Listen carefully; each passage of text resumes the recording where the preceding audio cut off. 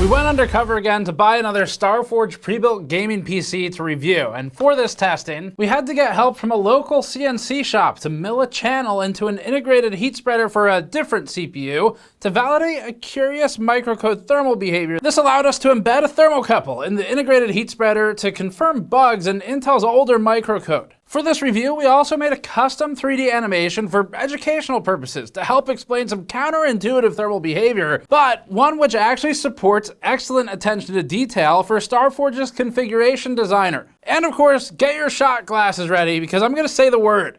Hemi-Anechoic. We ran acoustic tests in our Hemi-Anechoic chamber to test for the Fractal Terra hum problem. The last time we reviewed a Starforge pre-built PC, it was one of the better pre-builts that we'd looked at in quite a while. The major points of improvement for that one were screw torque, where multiple screws were loose on arrival. Another one of these fucking screws. And the peel being left on the SSD thermal pad. Starforge came onto the scene with relatively quick renown due to its ownership by popular streamers and organization from skilled PC builders and defectors from Artesian Builds. We wanted to make sure Starforge didn't know where this pre-built was going, so we used anonymous burner accounts to buy a custom painted $2,400 Fractal Terra mini-ITX gaming PC with a 13600 KF and a 4070 Super, and it even includes 7mm of missing paint. Now you might be wondering what this text says. We spare no expense with our pre-built reviews.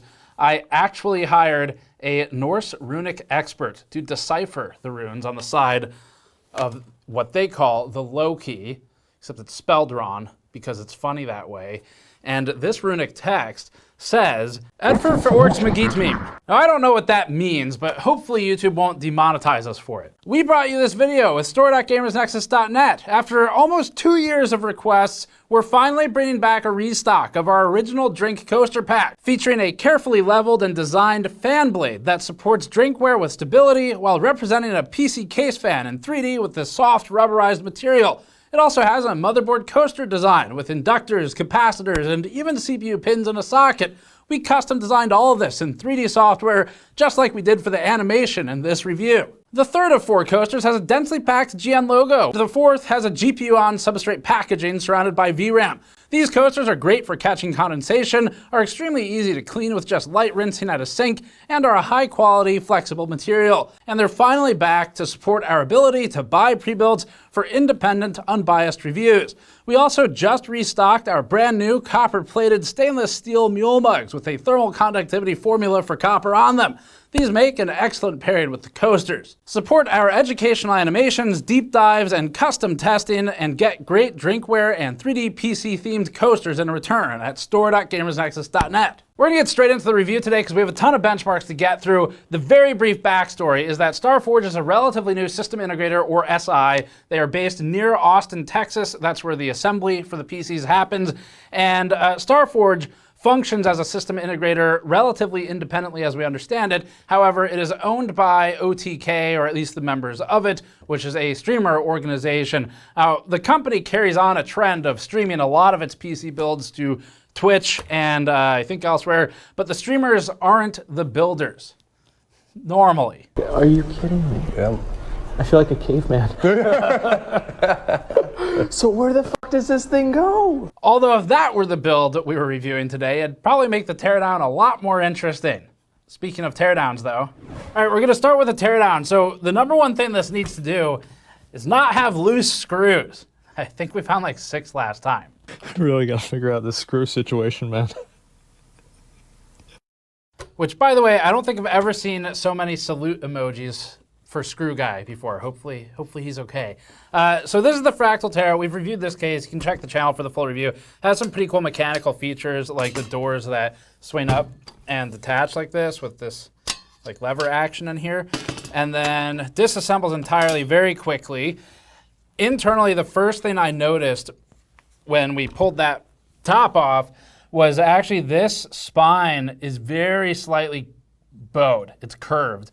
And the reason this is because this particular case will allow you to shift the spine into these numbered positions, which these don't lock into place. You manually have to position it. And it does that so that the builder can bias the spine to allow more room for either the cooler or for the GPU. So they had to move it a little bit towards me to fit that CPU cooler. And what they did is they got this screw holding the spine in place exactly on the 3 on the line. This one's just a little bit off. And the end result is that there's a tiny curvature here. And so what I'm curious about is if we loosen it, if it's just gonna kind of like pop back into place. This is the moment. This is the first screw. Is it gonna be a loose one? No. If Asmon reacts to this right now, he's going like, oh my God, bro. The spine here in the center, it did straighten just a little bit, but it's also been kind of bent into place now. So anyway, that's something we'd like to see done. They didn't do any catastrophic damage. All right, so first thing I noticed here, cable management is once again immaculate, which is exactly what I said about the last one we looked at from Starforge. You can see the attention to detail down here. So these front panel connectors, one of these is either SATA or USB 3, I can't see from here, but it's routed around that fan so squarely and cleanly right into the only channel where they have space. It's excellent. It makes sure that it's not ever gonna end up in the fan, even in shipping. So that's well done. They've also routed these well and hidden them underneath the CPU cooler. So that's good to see. This one is tied in place tidily with the power supply sort of mount here. On the GPU side, they've also done well with cable management to get this nice bend in it and tidy everything up over here with some other cables shoved in the bottom in a way that's pretty clean overall. So happy to see that. Now we need to get to what apparently was the most difficult part last time, this part.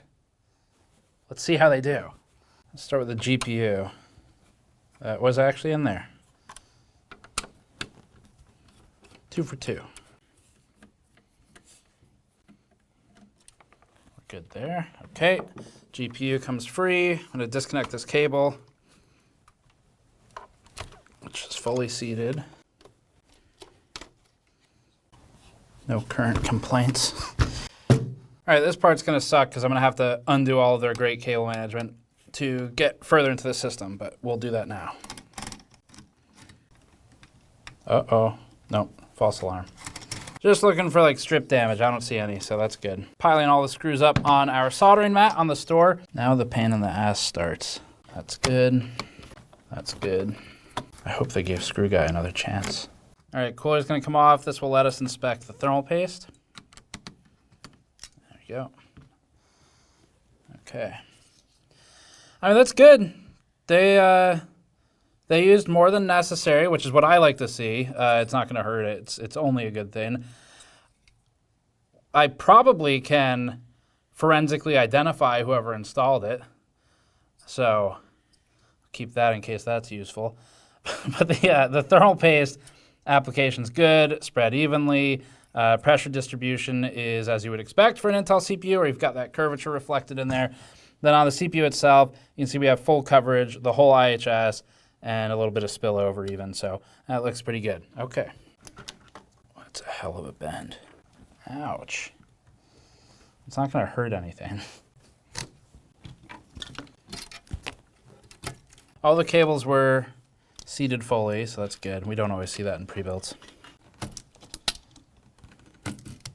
Small interesting point, the RAM is exactly what they specify on the website. A lot of SIs will just ship you RAM of roughly the same spec, but no specific brand. So that's cool as well. Now in the Starforge's favor here, there are a lot fewer screws in an ITX PC build. So the grading criteria here is going to be a much harder scale. I will slide the scale to make it more difficult to pass. So far, all 4 of the motherboard screws are good. I hope so, because I'm not sure if Screw Guy will get a second chance here. But we can only hope that... Third chance. Third chance. We can only hope that they're so benevolent. There's another thing that they failed on last time. So Starforge, overall, last time it was excellent assembly, with the issue being, again, screw torque and also the M.2 peel. These are all fully seated.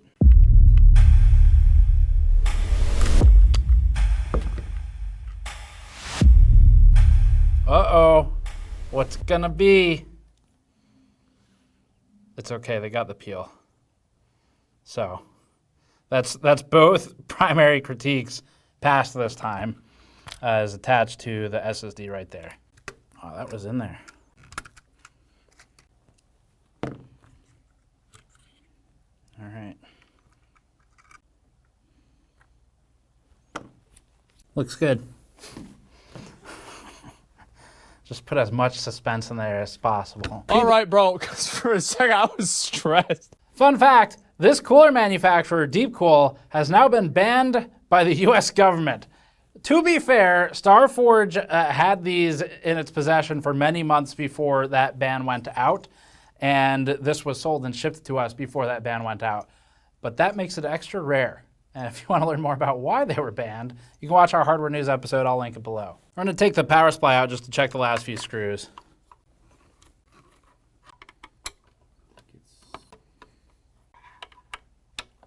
Okay, so screw inspection, pass. 100%, 0 screws were too loose. So good job. No issues really to speak of. So the assembly here is excellent quality. Let's go to the next section.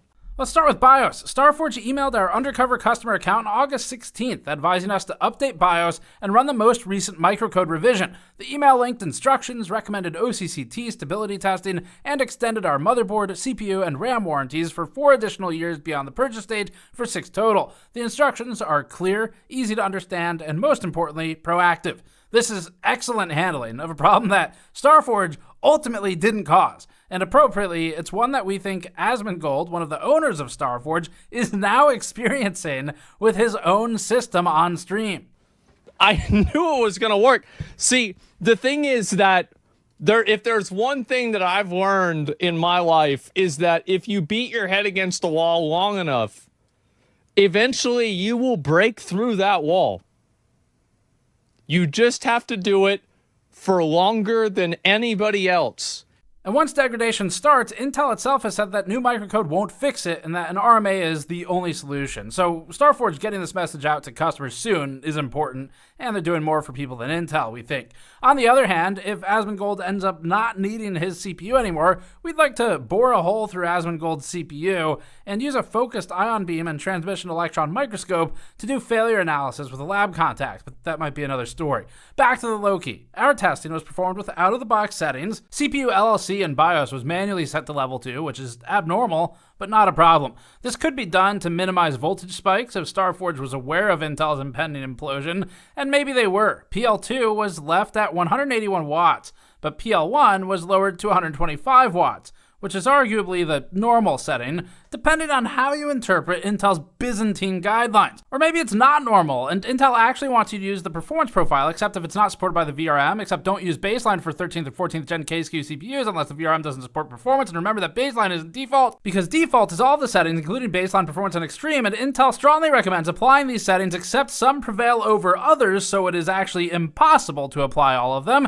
Intel's guidelines have created an actual infinite loop in some situations, but that loop could be broken if you have a 1400K and a 1300K, in which case they recommend the extreme profile, unless the motherboard doesn't support it, in which case they don't say what you should use instead, but they do say that you shouldn't use baseline, so probably through process of elimination that means performance. But let's be clear, Intel's recommended default settings aren't actual enforced guidelines, because then they can shirk responsibility and pull motherboard manufacturers out of their hat of blame for going on a decade now. The good news is that Starforge chose settings that make sense for this build. As we received it, BIOS settings were customized more than usual for a pre-built PC, which is pretty cool. XMP was enabled, which is the first hurdle that most pre-builts fail to clear. Specifically, XMP1 was enabled, which in ASUS terminology doesn't actually mean XMP1, because that would be obvious. It instead means some of the primary XMP settings, with other timings optimized by ASUS. But this is a pre-built, not a test bench, so that's fine. The other changes include these. ASUS Performance Enhancement 3.0 was disabled. This is the correct thing to do. Intel Adaptive Boost technology was disabled. This is more of an unusual choice, and it nerfs all-core performance, but it proved necessary given the small downdraft cooler and cooling limitations. Most interestingly, Starforge manually switched microcode version to 0104 instead of 0123, which is available on the BIOS that they shipped with. With this, there's a global negative offset of 0.1 volts on core and cache SVID resulting from the microcode switch. As for why they might have done this, back in February or March, Starforge probably saw speculation that microcode versions 0104 and 0105 keep CPU temperatures lower, and maybe they decided that it made sense to use that microcode. Our own testing has actually shown that temperatures are, in fact, incorrectly reported on at least MSI and Asus motherboards with that microcode version. To prove this, we brought a 13900K CPU to a local machine shop and asked them to CNC mill a channel into the heat spreader. This allowed us to embed our calibrated K-type thermocouple into the IHS and remain flush with the cooler. That'll give us an absolute ground truth temperature for something we can measure, rather than relying on internal temperature sensors from Intel, which can be manipulated. Now, it's going to be a little distant from the silicon itself, so it will be a different measurement, and that's fine. What we care about here is the delta against ambient. We also shoved the thermocouple through a hole in a motherboard socket on our separate MSI test platform, giving us underside readings with a CPU that did not have the milled channel. So we had one unmodified test with a normal IHS and one with a customized IHS. We're going to keep this simple because we'll explain it in a future piece, but this chart shows two things: the P-core delta T over ambient and the heat spreader thermocouple temperature delta T over ambient. The left axis shows the microcode version and BIOS version. If at any point the P-core temperature increases but the IHS temperature does not, that indicates a change to the sensor behavior, because the P-core sensor is something that is controlled in part by microcode, rather than an actual change to the real temperature. We know this because we also logged power at the EPS 12 volt cables and in hardware info throughout the testing, and all of these are at exactly 284 watts plus or minus 1 watt of variance in CPU package power. The deviation between CPU package power and our external power measurement was also constant. Suffice to say, the numbers are correct. We checked them with other methods as well that don't belong in this video. They'll go out soon though. We found that microcode versions 0125 and 010E plotted about 6 degrees Celsius higher P-core despite the IHS temperature being within variance, which means that this is not an actual change in the real temperature, it's a change in the sensor. Just to prove our work, here's a chart of the idle temperatures over ambient. It is physically impossible to run below ambient with this setup. Physics won't allow it. You need something like liquid nitrogen for that. BIOS revisions 0104 and 0105 both measured below ambient on the P-core, but above it on the IHS. You can see the IHS was relatively consistent in all these tests. Here's the chart for the CPU-only test, meaning no GPU load yet. The max core temperature spiked to 95 to 96 degrees Celsius during the initial PL2 boost period, with the room temperature at about 21 to 22 C. You can see a sharp curve indicating that the CPU was seconds away from thermal throttling. Putting thermal velocity boost aside, which has a dumb threshold of 70 degrees Celsius but only applies to higher end CPUs, the hard TJ max of this CPU, the 13600KF, is 100 degrees Celsius. The boost period expired just in time to avoid that 100C limit in each test pass, with the maximum core temperature then leveling out at around 80C after it hits the limit. 80 degrees Celsius isn't bad, but forcibly limiting frequency is an unfortunate downside of ITX and small coolers. But it's better doing it this way than just running it unrestrained entirely. Here's a look at the fan response plotted on the right axis for the same chart. You can see a heavy ramp initially, blasting up to 1880 RPM during the heaviest load period and being unable to keep up with the heat. It's expected again that a small downdraft cooler won't keep up, and part of the power limiting is not only for thermal but also for noise. The fan drops and rises a few times, mostly steadying around 1600 to 1700 RPM. The initial load period prior to the PL drop already showed frequency throttling, with boosting to 5100 MHz for average P-core and rapidly falling. You can see the red spike representing maximum single core temperature corresponding with the frequency decay to 4870 MHz. At steady state, after the PL barrier expiry at 250 seconds, which would be about 60 seconds after load start, clocks dropped to a fairly steady 3300 to 3400 MHz range on the E-cores not plotted here, and 4400 to 4500 MHz on the P-cores, with the all-core average at 3860 MHz. This chart shows the frequency of Starforge's configuration versus the original 13600K from our review, with the original Intel guidelines offered by Intel during the review cycle for the 13600K. So that would be for a CPU running at a higher power budget about 2 years before Intel's concerns became public. Starforge's configuration is down by 500 to 600 MHz from the completely flat 3900 MHz E-core.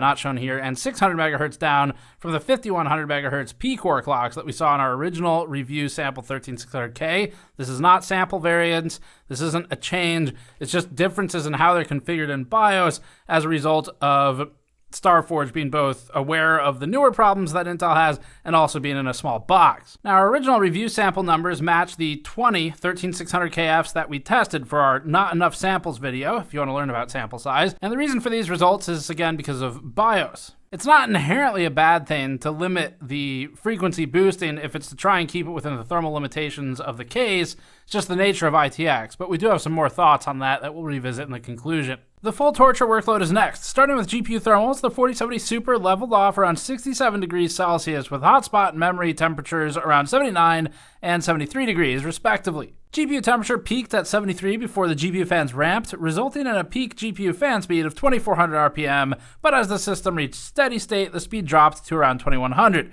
These temperatures are completely acceptable, there was nothing abnormal, and there was no non-boost throttling, and the GPU remained strictly power constrained at its stock 220 watt limit, which is good. Now, Starforge swapped out the stock deep cool fan for an Arctic P12 Slim PWM PST, with an identical fan added to the bottom of the case as exhaust. Both of these fans use Asus's default curve, which maxes out at a reported CPU temperature of 70 degrees Celsius. The placement of the bottom exhaust fan isn't ideal, but that's due to the case design. Starforge's setup aligns with the recommendations we made in our Terra review. We also did an A/B test with the bottom exhaust fan flipped to intake. The chart shows that Starforge's chosen configuration of bottom exhaust performs 3 degrees better for CPU thermals than bottom intake when looking at delta T over ambient results. That's a big difference, and it shows someone at Starforge chose the ideal setup, and the one which is maybe less obvious. That's great. Here's something cool though. This is an educational 3D animation that we made for this review to help explain why this behavior happens. Since bottom intake would be the natural inclination for many, but is worse, we thought it'd help. After all, cooler air is closer to the ground. If the bottom fan were flipped to intake, the entire system would be heavily biased towards a positive pressure configuration, as opposed to negative pressure. A positive pressure configuration for a computer means that more air is forced in than is forced out by fans. And so to achieve some level of equilibrium, the pressure system will naturally dictate that outflow will occur at every single hole in the case that doesn't have active intake. This can cause some recirculation of warmed air, and means that you'd lose control over where precisely the exhaust is.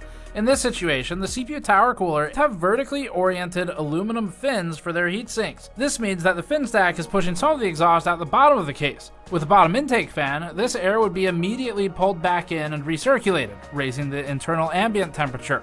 That's why it performs worse. It would also get pulled in through the side panels as it exits the bottom, so there's more recirculation. With bottom exhaust, that warmed air is jettisoned from the bottom of the case, and it would get pushed away from the system by that extra bottom exhaust fan. So it not only prevents recirculation at the bottom, but it will also limit the recirculation at the sides. That's why this unconventional setup is so successful for Starforge's build. And if you find these animations helpful to understanding the science behind the performance, then please support the extra work we do for these on the GN store at store.gamersnexus.net. Now we'll get into noise testing in this chamber. Here's the dBA over time chart. The Lowkey was extremely quiet when idle, especially for an air-cooled system in a case that had acoustic issues in our original review. Measured at 1 meter and in a noise floor of about 14 dBA, the noise level at idle was indistinguishable from the noise floor, which is awesome.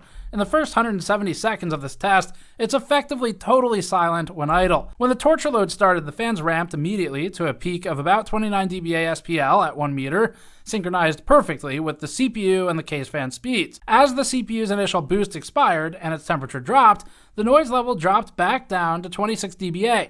And then gradually rose back to 29 dBA over the next 5 minutes. Here's the frequency spectrum plot. During the steady state portion of the noise test, the major peaks in the audible range were around 370 Hz and 633 Hz. Smaller peaks appeared around 223 and 844 Hz. The Terra is prone to producing an annoying hum, but since the case doesn't come with any stock fans, the noise is actually produced completely dependent on what the hardware is and where it's installed. So while the Terra influences this, the fans can change it. Starforge used the same Deepcool AN600 tower that we did in our Terra review last year, and we heard again the usual hum resulting from the CPU cooler pulling air through the Terra side panel. However, Starforge successfully dropped noise levels by replacing the cooler's fan. As shown on the frequency plot, this completely altered the character of the noise. We're not sure if they saw our findings or if they did this testing, but either way, this is absolutely what we would have recommended, and Starforge did well to work this out. The reason you'll get that weird or annoying oscillating noise sometimes is when you have slats for cooling, like the Terra does, where it has these vertical up and down slats, there's a blade passing frequency, and depending on the shape of the blade, you can get this resistive back pressure almost that causes that noise as it hits the metal part of the slat and applies back pressure to the fan blade itself. Power testing is our last benchmark. For this test, we used a logging wall meter during thermal testing, which resulted in a very clean graph of 3 full system torture passes, followed by 2 CPU-only blender passes. During full system torture passes, peak power draw for the whole system was approximately 490 watts. This dropped to 415 as soon as PL2 expired. With load on the CPU alone, shown in the last 2 passes here, full system power draw peaked around 286 watts and then held steady at 264 watts until PL2 expired. After that, it remained at 194 watts for the duration of the test. All of these numbers are well within the limits of the Corsair SF750 power supply that Starforge decided on for this build. They've left an appropriate amount of headroom without going completely overboard on the power supply capacity, so that's good. Now we're on to software setup. The system is free of any third-party software, fortunately. BIOS and drivers were up to date as of March 28th, which is when the system was set up for a shipping date of April 1st, which means they don't let the images sit for too long. It's awesome. We like that the Windows key is stored in a text file on the C drive, which is hugely appreciated because certain BIOS or microcode changes can sometimes trigger deactivation. Some scraps of Starforge's automated setup process were left behind, but nothing big other than some unused desktop backgrounds. The only problem we noticed was that a Realtek audio device showed as missing in the Windows Device Manager before connecting to the internet. Starforge should be ensuring that all drivers are installed and working without needing to first connect to the network. This should have been caught in a final check. It's something you can do with the system offline, and the onboard and front panel audio jacks still worked fine, but it's just good system hygiene to make sure devmgmt.msc shows everything as installed. Now for packaging and accessories, there's some hits and some misses in this section. Starforge reused the Terra's original packaging for the Lowkey, except nested it inside of a larger box with a layer of bubble wrap in between. As delivered, the only external damage on the Lowkey was a small area of missing paint on the front panel.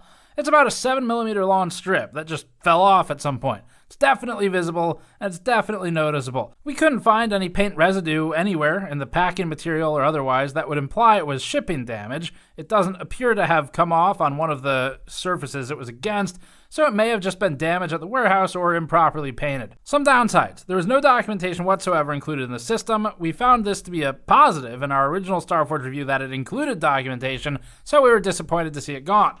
There was no quick start guide, there's no QR code for an online guide, there's no sticker over the motherboard's video ports or manuals for any of the components, or warranty paperwork for any of the components. The only thing left was a piece of cardboard with some Terra concept art, which is included with the Terra. Weirdly, so are other things that didn't make it into this box. For example, Fractal includes 10mm power supply standoffs with the Terra that can, in some situations, drastically impact their whole performance. We saw this in some parts of our testing in our review, but these weren't included in the packaging. Our last system at least came with an instruction card, so we assume it was left out of this one by mistake, and unfortunately that is a mistake that will create one of the few marks against the system in this review. As a positive, accessories like all of the unused power supply cables, the GPU 12V 2x6 adapter dongle, and the wireless antenna were kept packed and tidy. All right, the positives and negatives are pretty clear with this one, so we'll go through it line by line. Starforge exceeded our expectations for the BIOS configuration. They made some manual and intentional changes to BIOS that were good. For example, the BIOS configuration that Starforge loaded had a negative 0.1 volt offset, so they technically undervolted it by a little bit, and that is something that especially now, we know is a good move. Back then, I don't know how much information they had, but it still would have helped thermally But there was one part of BIOS that we would not advise, which is the choice to go with the microcode version that they did. So they're manually loading an older microcode than the BIOS natively supports in the BIOS. The reason we think they might have done this is because technically if you use that BIOS, it looks like the temperature is lower. But the reality is the temperature sensing is broken. So the actual reason it's lower, it's not actually lower. Like the reality of it, when you look at the deltas, the real temperature is the same. It's just the sensing and the presentation of it is either intentionally manipulated by Intel or is broken by Intel. Both of those are Intel things. Now, for the information Starforge would have had at the time it made that choice, we think its choice makes sense in the context of the time the computer was built. It's just that today we have enough information to know we wouldn't do that. But we're not going to fault them for something that didn't really come to light until later. Starforge also exceeded expectations by extending its warranty on top of Intel's screw-up. This is exactly what SIs need to do to compete with each other, so that's good. The build itself shows a sort of general physical skill as you walk through the whole thing where, first of all, the cable management, once again, is excellent. They've done very well with the small amount of space they have. Additionally, there were some specific choices that Starforge's team made, such as the fan configuration. Installing the bottom fan as exhaust might seem counterintuitive, but it's actually the correct way to do it for this build. So that's good attention to detail. The cables also did not droop into that fan, even in shipping, so that took some care to manage them all and tie them down so they wouldn't droop. We saw similar good attention to detail with the choice to swap the fan on the CPU cooler, which reduced some of the humming that you would hear with the stock fan in this specific case. All of these, but especially the choices around the fans, illustrate to us that whoever designed this configuration is clearly plugged into the enthusiast community. This comes across as a company actually researching and trying to do well with its builds, or at least someone there is, rather than any number of SIs that sometimes seem to just choose parts almost at random, and that's refreshing to see. Now for the criticisms and the feedback on this one. The damaged paint was the first thing that greeted us out of the box. Given the limited nature of this specific build, it was a huge letdown. Starforge needs to take extra QC measures to make sure limited builds leave the warehouse pristine. I mean, they should do that for most builds, but especially limited ones, where it's not as easy to just swap them. We couldn't find evidence of the paint damage happening during shipping or in contact with packing materials, although it is possible. If that were the case, if we're being charitable about it, we still think Starforge should consider a protective strip of something in front of the custom vinyl, sticker, or paint jobs that they do. And we also would like to see the instructions and the manuals included again. Our last Starforge pre-built had an included card with setup instructions. That was missing here. Likewise, although Starforge included the extra power supply cables, which is great, we did not see the extra 4 power supply standoffs normally included with the Terra. Finally, the thermal situation is just brutal with this case. There's not a ton that can be done about that. Starforge also configured the fans custom to help with this, and the reality is that there are just physical limitations to cooling in this case for a build with these components. We think Starforge's overall balance is good, but that they should have customized the fan curve. This is something we actually scrutinized last time as well. There's room in the fan curve to improve this balancing act further. Looking at prices, so the price of a like-for-like build without a custom case would be around $1,750. Adding the cost of Windows licensing and let's just say miscellaneous accessories, call it maybe $1,850. At this pricing, extra cost beyond DIY was about $550 to maybe $600, and all these are based on prices of the time we bought it, not today, because that wouldn't be fair. So, $550 to $600 markup, even today it's pretty similar to that. The Starforge Horizon 2 Ultra we reviewed last year had a pre-built overhead of $450, so it looks like Starforge's to customer price difference is about the same, except with maybe $100 to $150 added for the color customization on this one. So this still puts Starforge in the middle of the pack, just like last time, with a little extra for the custom colors. Now, for comparison, iPower and CyberPower, sometimes they have this remarkable race to the bottom, where some of their builds are only a $100 build fee, effectively, which is absolutely insane. There's some sort of boring business reasons for that we won't get into. It mostly has to do with volume pricing and with not specifying the exact components, but giving kind of a broad scope of them and choosing whatever's available and cheap at the time. This one it's more expensive than them. It's cheaper than companies like Corsair, where Corsair, on the other hand, will charge you $5,000 for a computer that is overheating to the point it throttles, but also is misconfigured in BIOS for the power levels for the CPU to begin with, so it doesn't even boost properly, or sells you a $6,000 computer with water cooling for a CPU, which is 1 gigahertz below the advertised speed. That was a fun review. So that's Corsair at the other end. That shows you that more money doesn't necessarily beget more quality. But that's Corsair. They're busy right now anyway. They're talking about how GTA 6's delay caused them to miss their quarterly estimates for earnings per share by 250%. So we'll leave that for another time.